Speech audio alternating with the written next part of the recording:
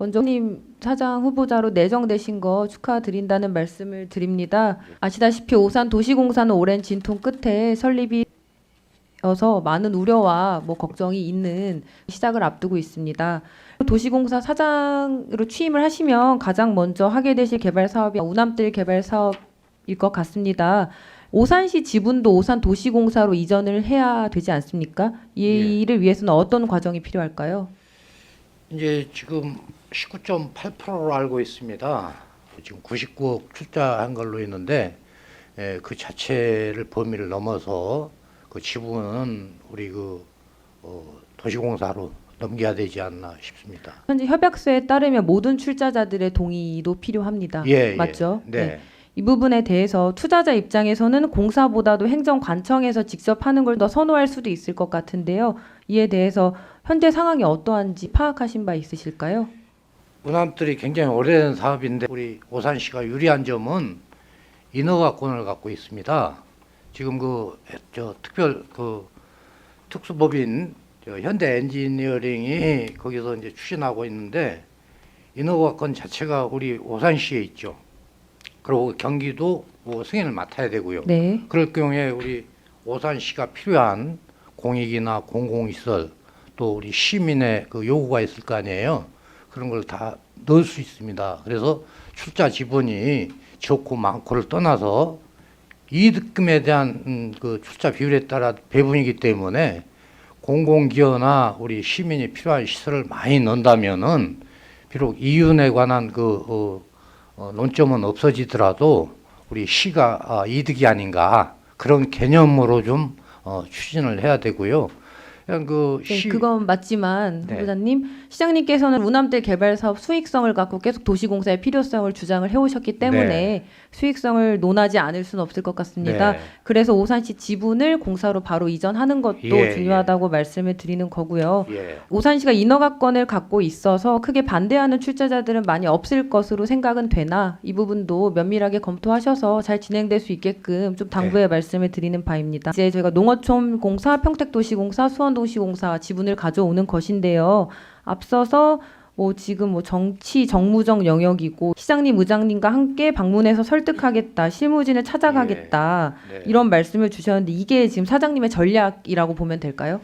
전략보다는 그게 법적이고 행정적이고 저희 내부에서 어떤 걸 정한다고 해서 실행되는 게 아니고 이건 상대에 대한 어떤 협상이거든요. 그래서 전략이라고 보다는 생각입니다. 단순히 이제 저희 논리로만 갖고 협상이 된다면은 그건 전략도 필요한데 설득이 필요하거든요. 전략이 있어야 설득이 가능할 것 같다는 생각이 듭니다. 이게 도시공사 사장이 되신다면 사장으로서의 본인만의 구체적이고 실질적인 전략도 따로 수립을 해주셔서 함께 움직여 주셔야 가능성이 좀 구체화되고 현실화되지 않을까 생각합니다. 맞습니다. 그리고 계속 수익성이랑 공공성 부분을 말씀을 해주셨는데 우남뜰 개발 사업의 경우 얼마의 수익을 얻을 것인지 혹시 수익성에 대한 부분 검토해 보셨을까요? 저도 좀 준비를 하는데 한번 보겠습니다. 아마 후보자께서 받으신 수익성의 산출 근거는 토지 이용 계획 변경 전에 산출한 수익성일 겁니다. 과거의 계획에 따라 산출된 수익성 그 자료를 받으셨을 거라고 생각이 되는데요. 지금 상황도 많이 변했고 토지 이용 계획도 많이 변했습니다. 추후 좀 시간이 지나야겠지만 수익성에 대한 부분도 면밀하게 검토해서 검토 사항을 의회에도 공유해 주시길 부탁드리겠습니다. 알겠습니다.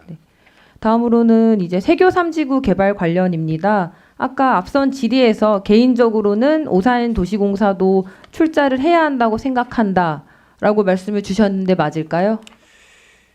이제 왜냐하면 출자 자체가 이득을 보고 그 이득금을 우리 시에 환수하는 건데 저 개인적으로는 이제 사업성 때문에 출자하는 게 옳지만은 도시공사 자체가 출자는 사실은 힘듭니다. 저 시 자체에서 정책적으로 지방채를 발행한다든지 이게 좀 가능하다면은 그런 출자 개념이 서는 거고 이제 우리 오산시도 지방채가 몇백억 되는 걸로 알고 있습니다. 280몇. 근데 그런 것도 이제 정책적인데 저는 그 시에서 좀 가능하다면은 우리 의장님이나 위원님들 합의하에 해주신 게 좋지 않나 싶습니다. 네. 만약에 출자를 하게 된다면 대규모로 지방 공사체 발행이 거의 필수적이지 않습니까? 이에 대해서 할 수 있는 일부터 준비를 해보시면 될 것 같습니다. 사업 추진 전에 중장기적 지방공사체 관리 계획부터 수립을 해주시고 네, 의회와 공유하면서 함께 계속 상의를 해나가야 저희가 출자를 할지 말지도 함께 결정할 수 있을 것 같거든요. 이 부분도 당부 말씀드리겠습니다. 알겠습니다. 이제 도시공사 사장으로 취임하시게 되면 조직 개편에 대한 계획을 말씀 주셨는데요. 사전에 제출했던 직무수행 계획서에는 3본부 체제를 말씀하셨는데 오늘은 2본부를 말씀하셨습니다. 2본부로 이해하면 되겠습니까? 그래서 이제 단기적으로는 사실 2본부가 필요하고요.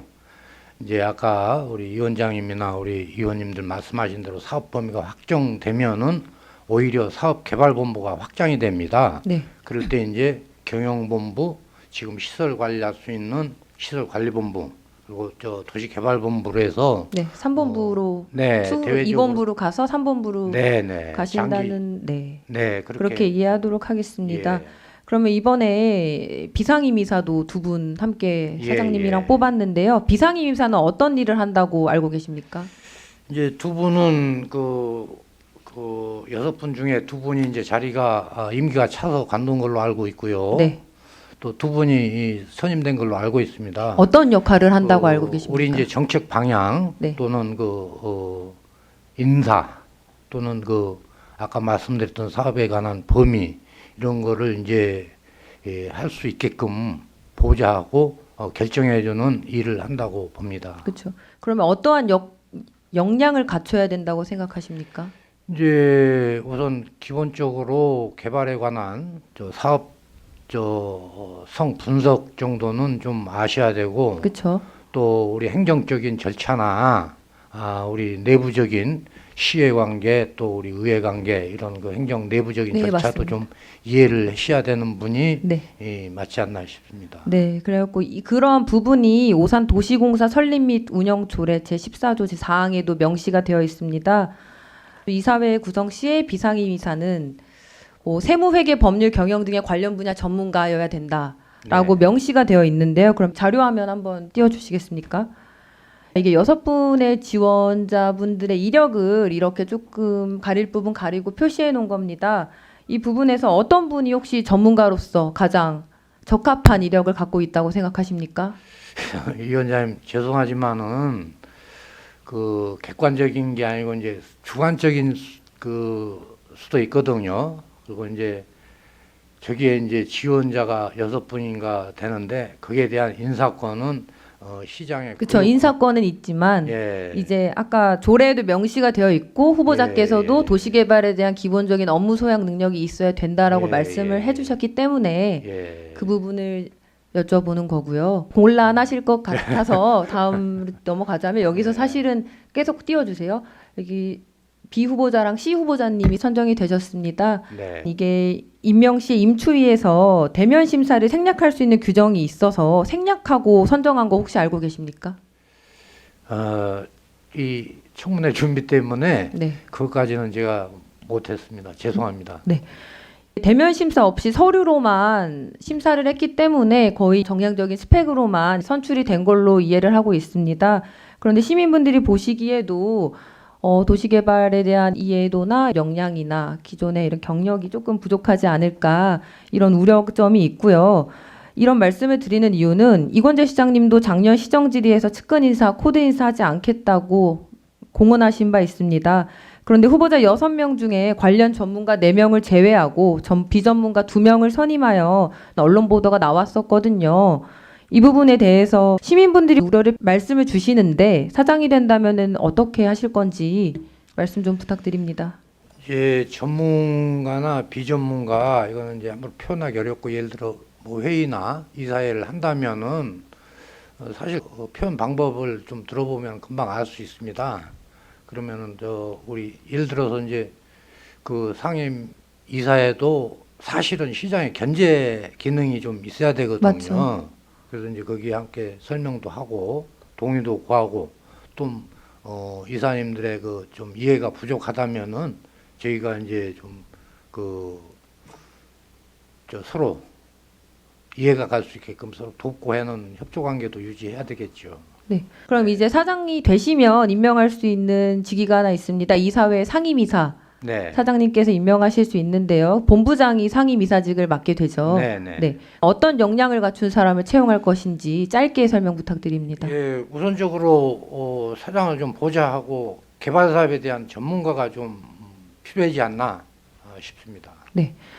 그리고 상임이사 선임에도 비상임이사 선임과 같은 일이 벌어진다면 사실 이사회는 구성 요건, 조례 구성 요건을 위반하는 것으로 보이기도 합니다. 이에 대해서 관심을 갖고 어떻게 운영할 수 있는지 더 방안을 찾아주시길 바라겠습니다. 알겠습니다. 후보자께서 용인시에서 굉장히 오랜 시간 공직 생활을 해오셨습니다. 근데 제출 서류를 보면 본인이 해온 성과 중 하나로 용인 경전철 개통 사업을 써주셨는데요. 사실 이거는 지방자치단체의 좀 실패 사례로 보통 소개가 됩니다. 이에 주민들이 소송 제기했고 전직 용인시장 그리고 한국교통연구원 등 담당자들이 뭐 책임이 있다는 대법원 판결까지 나온 거지 않습니까? 예. 지자체의 잘못된 수요 예측으로 혈세가 1조 원 넘게 소요된 그런 좀 대표적인 사례입니다.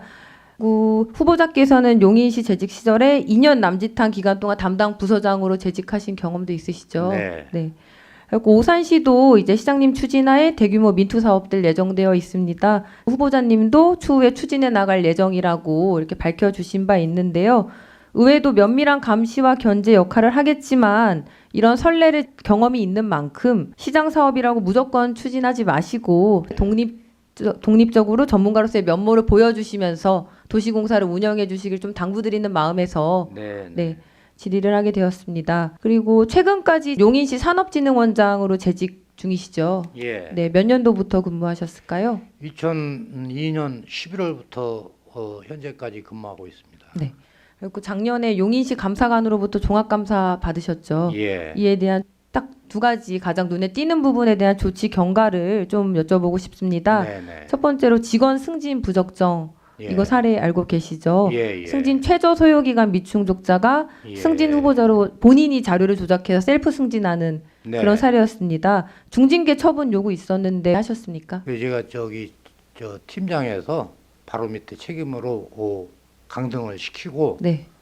저 부서를 옮겼습니다. 네. 공공기관에서는 인사에 굉장히 민감하고 네. 중요하다 보니까 가장 중요한 문제라고 맞아요. 생각합니다. 두 번째로 창업지원센터 입주실 운영 부적정 이거는 간단하게 어떤 내용이었을까요?